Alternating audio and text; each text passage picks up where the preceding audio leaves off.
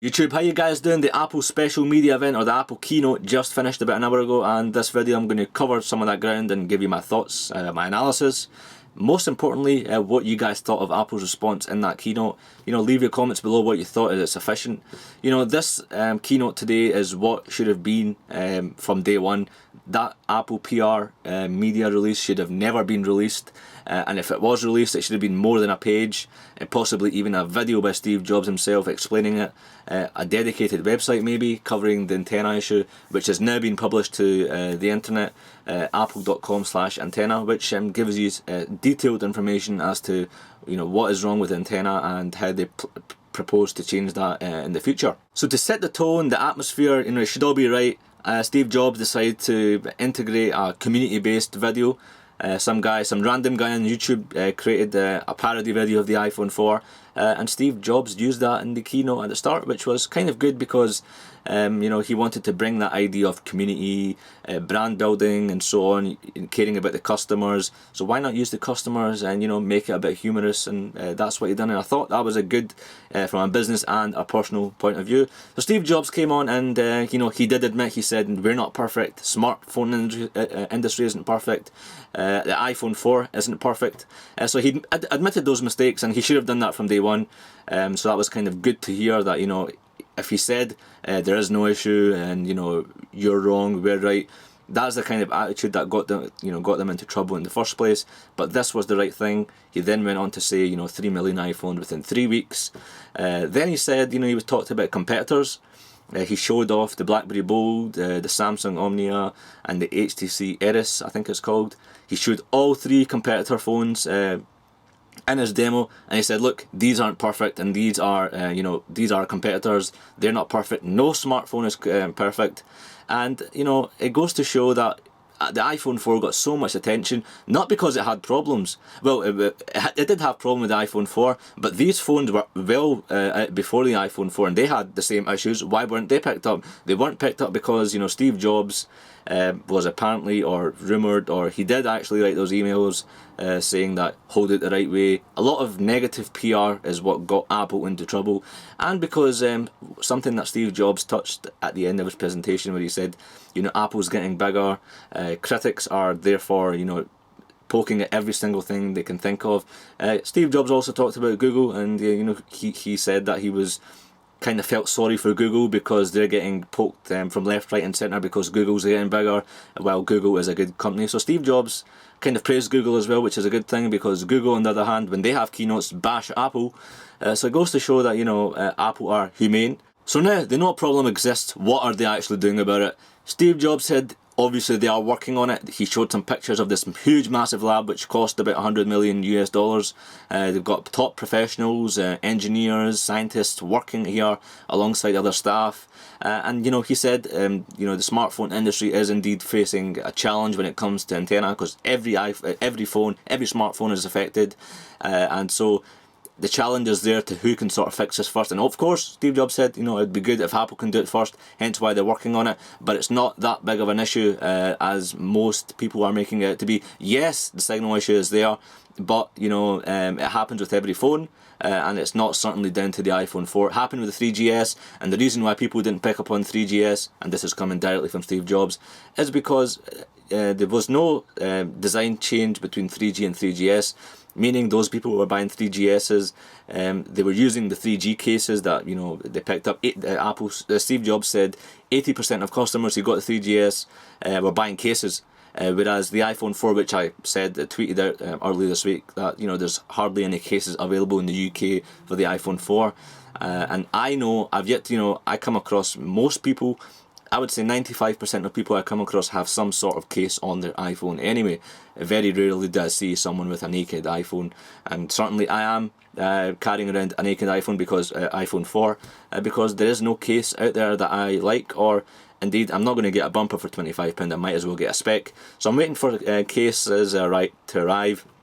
Most of the cases do arrive from the United States, and it takes a few weeks obviously to arrive, so I'm looking forward to putting a case on. But then again, I've downloaded the software update 4.0.1, I made the video on it, I'm having no issue with the signals now, even when I was having the bars drop previously.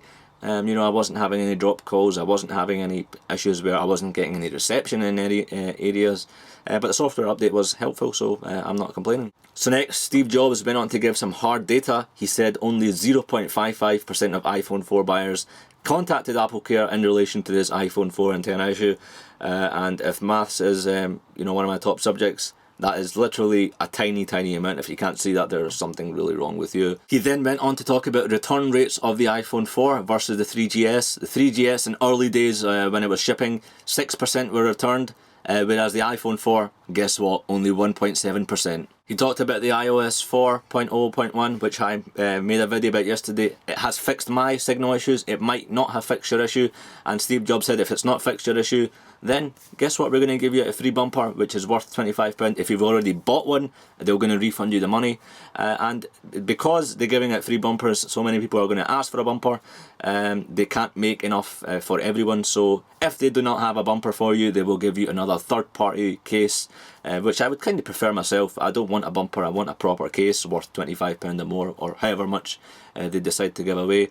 And this offer runs up to end of September, I believe. So next week, Apple is going to make a dedicated website page on their website, and you fill that form in, fill your iPhone 4 serial number in to verify that you are indeed an iPhone 4 owner. Once you fill that form in, Apple will send you a free case with hey, and that solves the problems. If you're still not happy, you've got 30 days to return that phone, no restocking fees. If it's an undamaged phone, take it back to the store or online.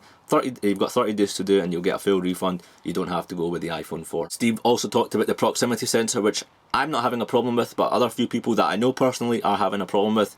They're making a call, and because the screen is touching their cheek, it's putting the phone on mute or starts dialing in numbers. Leo Laporte was having problems with this, and that's going to be addressed in the next software update in the next coming weeks. So lastly, Steve talked about the white iPhone, and he gave an update saying you know, it's going to be available end of July, end of this month. And he also talked about the countries that are due to get the iPhone 4 next. That should be appearing here. One of the things that Steve mentioned throughout this conference was love for the customer experience, the customer relation, and definitely that should have been done from day one of this iPhone 4 saga PR issue. You know, telling us to hold the phone the right way was wrong. He didn't obviously see the impact of that. But you know, Apple are well known for their customer experience ratings. Many surveys done, Apple is on top. Their Genius bars, their online shopping experience, their retail experience, customer relations. They're well known for, you know, Apple being number one. So this is quite a good move. So what are my final thoughts on today's conference and the whole iPhone 4 saga issue? To be honest, I would have never noticed the signal issue if I hadn't been looking on blogs and other YouTubers. It was only then when I started doing it myself, I was like, hey, I can do the same thing that guy's doing on YouTube. I've never had a drop call. You know, I was having an issue with signals, but I never had a drop call. I was never in a situation where I wasn't getting any signal. I was never in a situation where I was talking to someone and the person on the other end couldn't hear me, or I couldn't hear them. So I think it was all down to poor PR on Apple's front. They should have come out clean before, but now they've, you know, the head of Apple, CEO Steve Jobs, came out on stage himself. He openly admitted the problems. He said what he was going to do about it. He showed competitors, so people can't put the blame just on Apple. You know, it's a widespread problem. The whole industry is facing it. He said what he was going to do about this issue in the future, which is the $100 million US dollars which he's invested in that lab. And hopefully in the next upcoming iPhone 5, or even if rumours are to be believed, come October there's a second revision of the iPhone 4, which, you know, after the Q&A session which Steve Jobs had, where he absolutely blasted Bloomberg and NY Times for publishing false stories.